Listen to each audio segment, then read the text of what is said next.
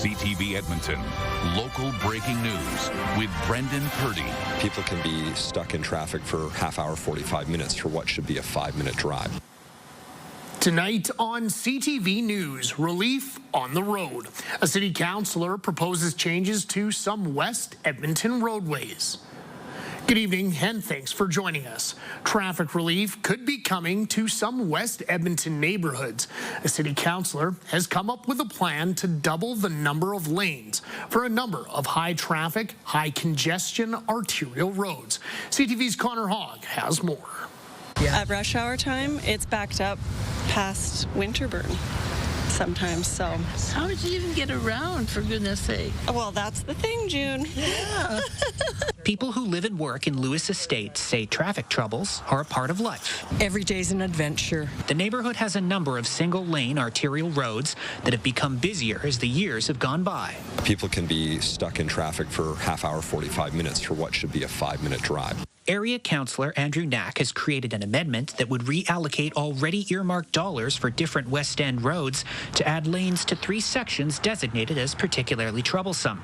Winterburn Road southbound from 100th Avenue to 92nd Avenue, westbound on the White Mud from Lewis Estates Boulevard to east of 215th Street, and a second westbound lane on part of Weber Greens Drive. A legitimate, real issue that is being faced by folks in the communities outside the Henday.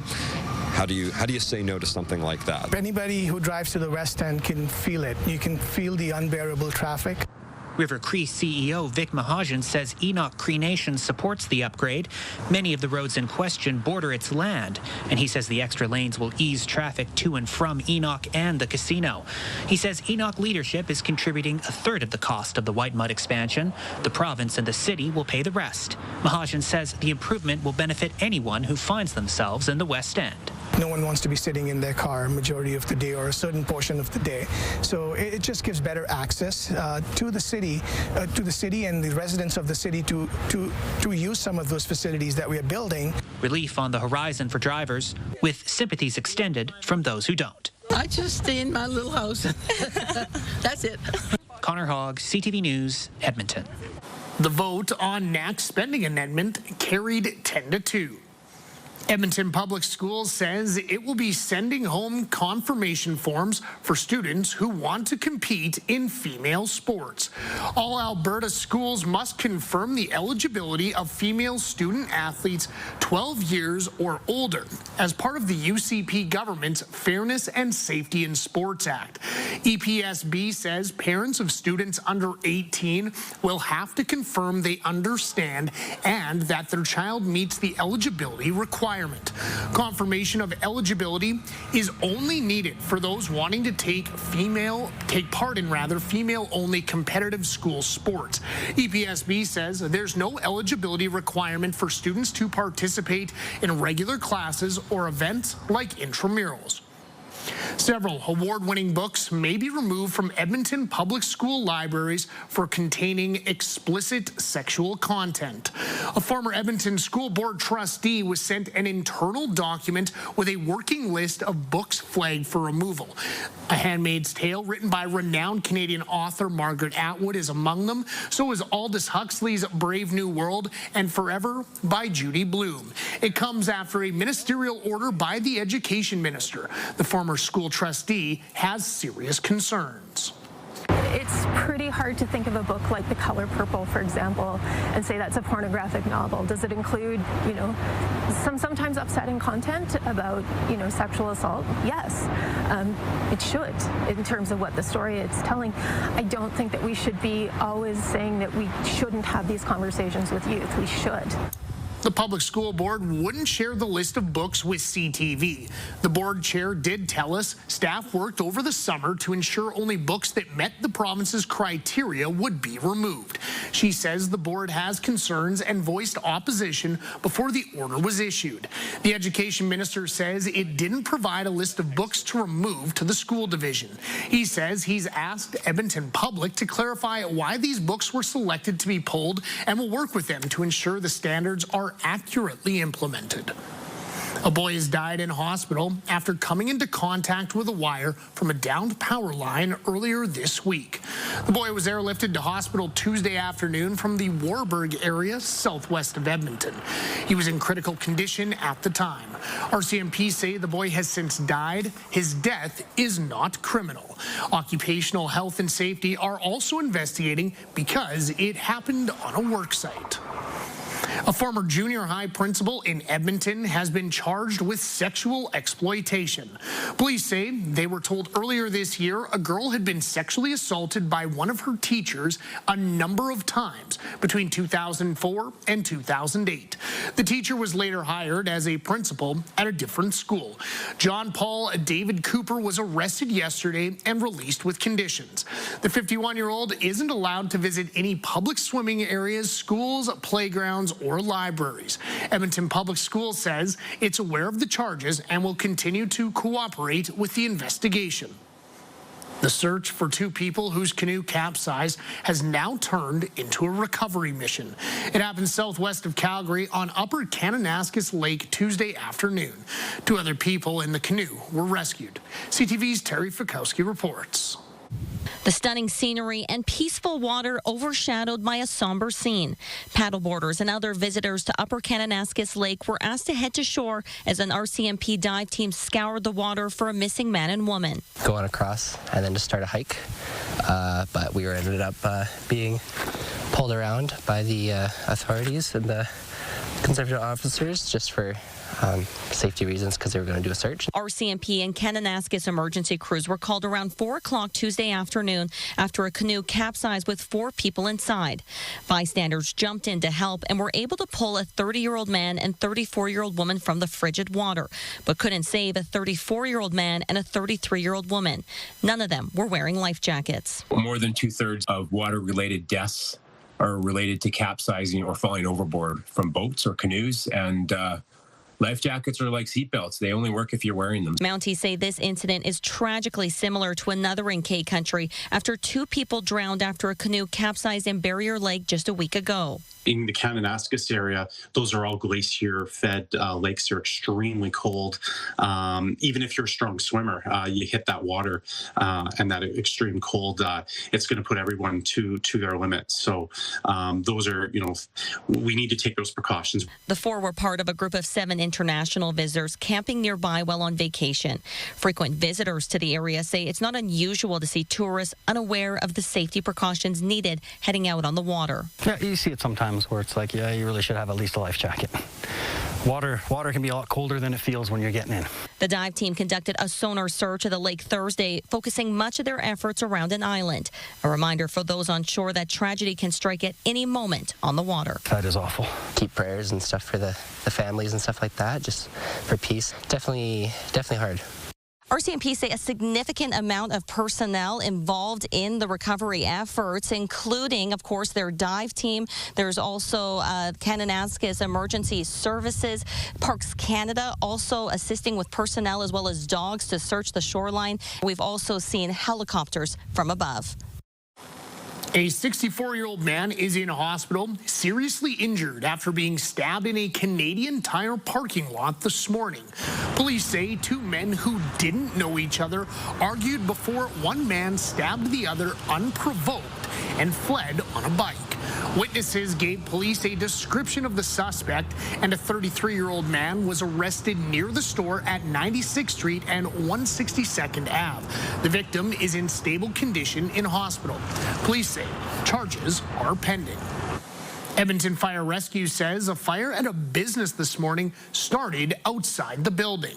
Crews were called early this morning to a fire at Chateau Lighting in the area of 99th Street and 43rd Avenue. It took about 7 hours to fully extinguish the flames. While fire officials say it started outside the shop, they don't know how. No injuries were reported. The extent of the damage isn't known. A local attraction will be closed for 3 days next week. TELUS World of Science Edmonton will close for 3 days beginning on Tuesday.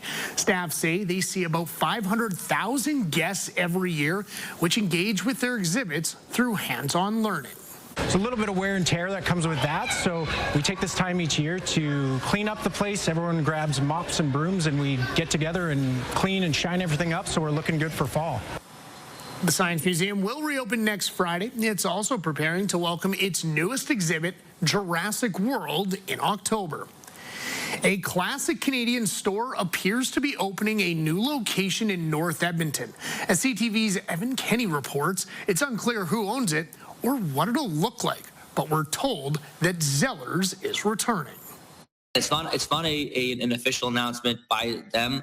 It's a very soft launch. They're opening quite slowly. It's the launch of a Canadian shopping staple, Zellers. According to Londonderry Mall's parent company, Layad, the store is opening tomorrow. A lot of home goods and various clothing for men, women, kids. They'll also, what's pretty exciting is they will be bringing back the Zeddy teddy bear. The shop will be on the bottom level of the space taken up by the former Hudson's Bay store. Zellers was owned by HBC, which did resurrect the brand for a short time.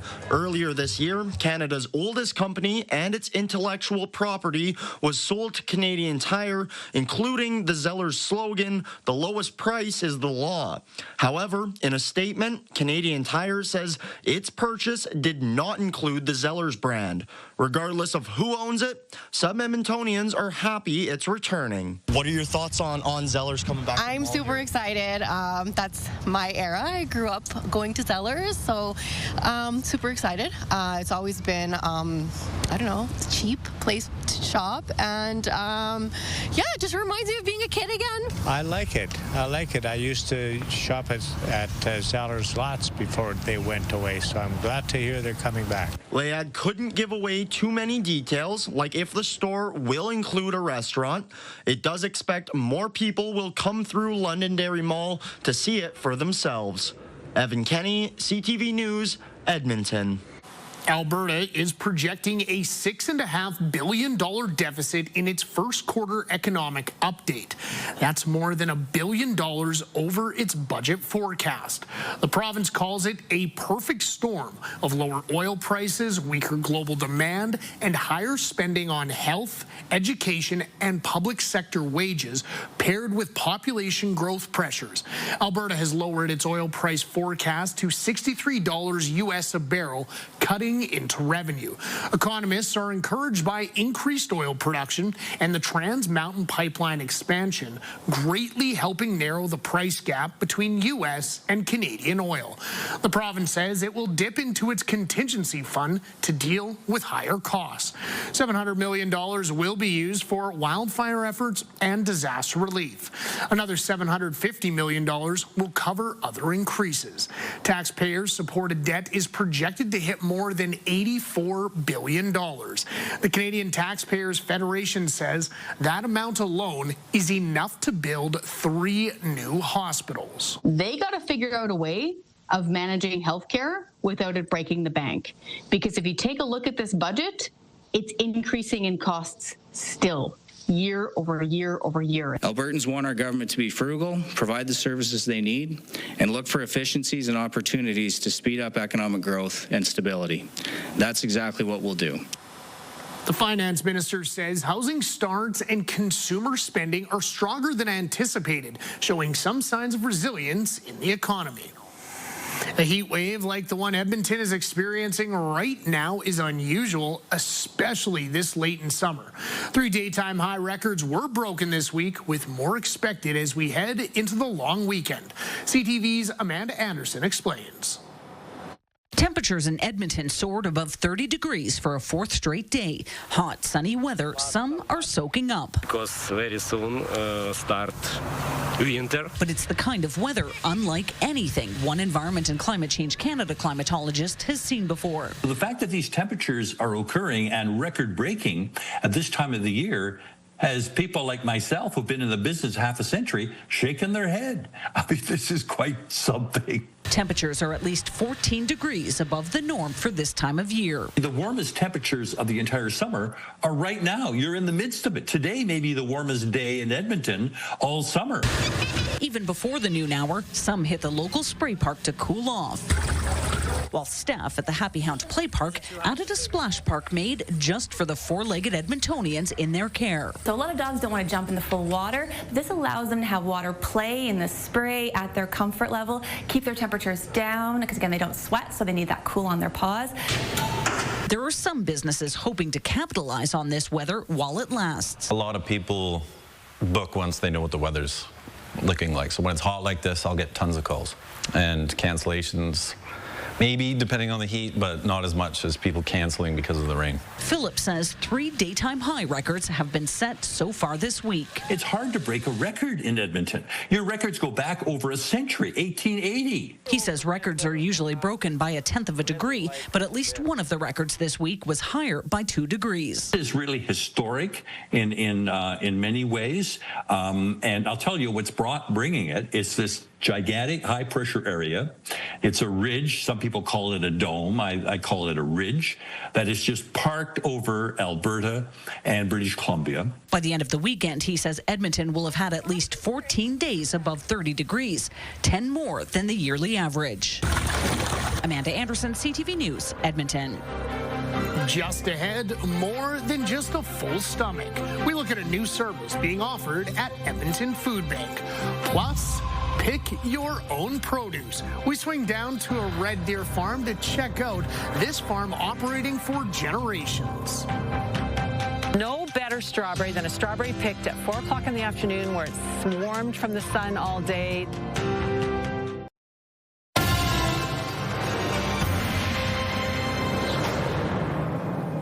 Welcome back. The Edmonton Food Bank is helping its clients fill their bellies and their wallets with a program to help them find jobs. CTV's Merrick to Cash explains. 4 minus 2 equals 2. Don Lohr has been volunteering at the Edmonton Food Bank for 32 years. I've done almost every job there is in the food bank, except Marjorie's and job, which she's the executive director. In search of a new challenge, Lohr began teaching English through the food bank's Beyond Food program.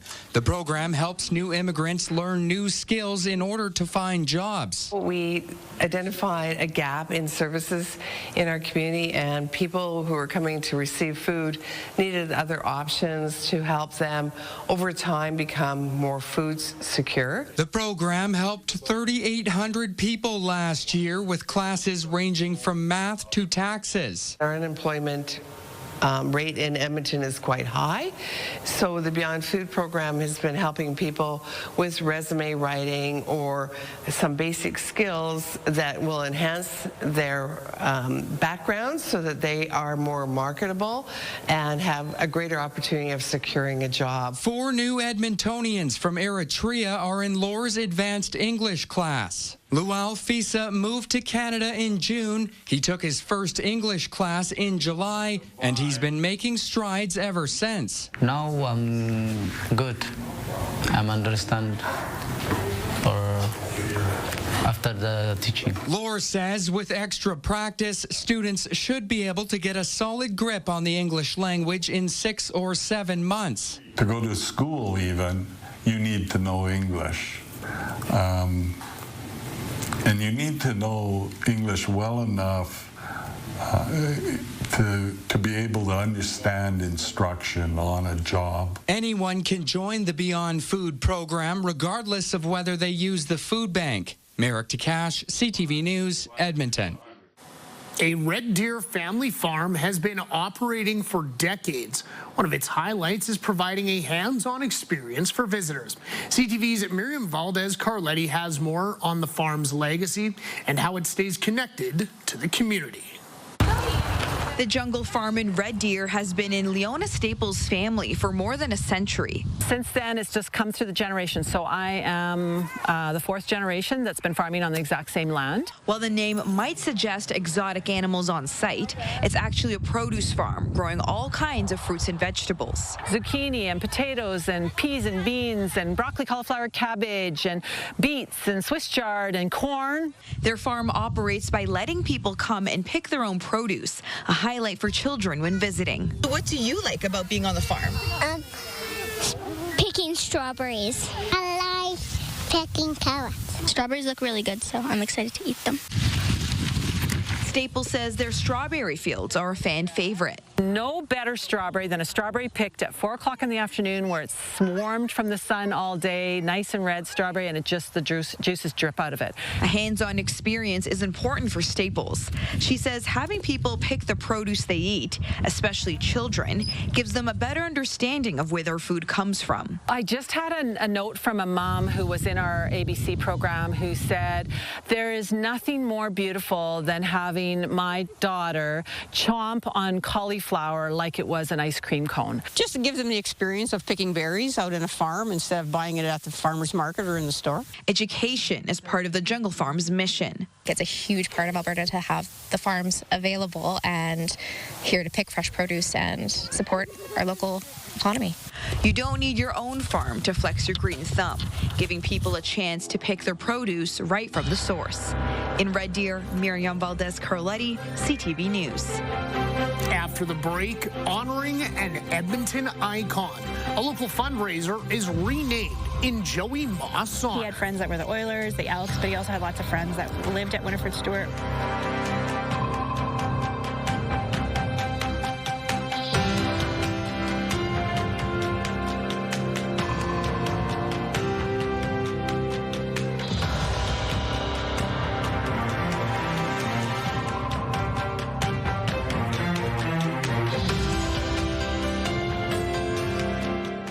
Programming brought to you by James H. Brown Injury Lawyers, the heavy hitters of injury law.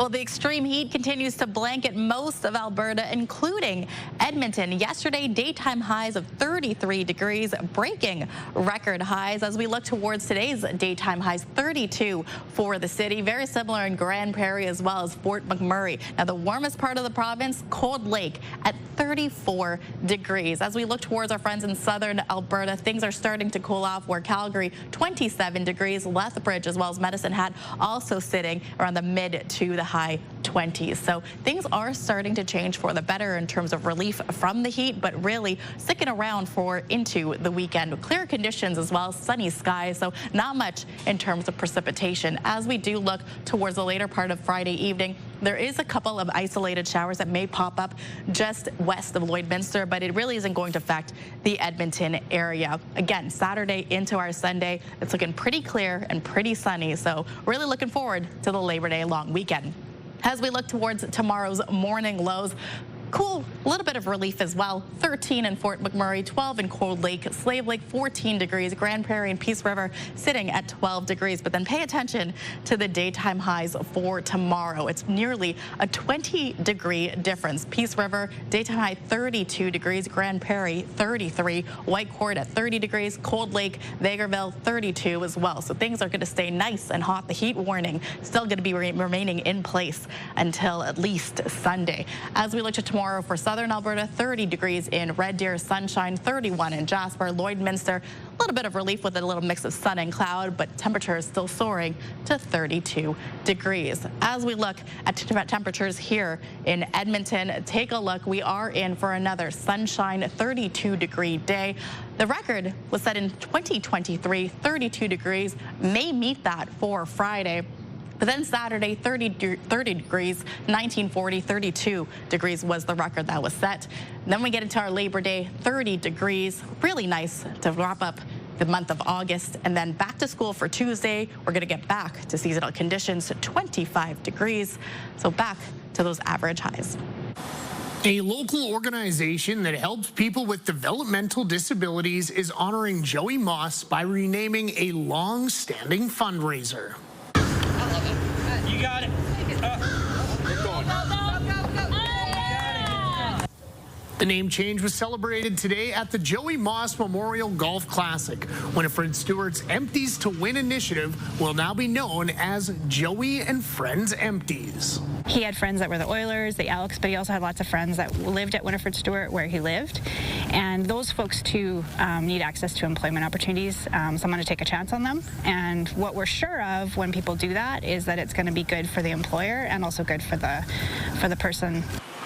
Joey and Friends Empties provides scheduled pickups of people's empties to support Winifred Stewart's group home program. Can't help but smiling when you're talking about Joey Moss. Well, folks, thank you so much for wrapping up your Thursday with us here on CTV News. We appreciate you stopping by. We'll see you tomorrow night at 11:30 to close out the week. Take care. Bye for now.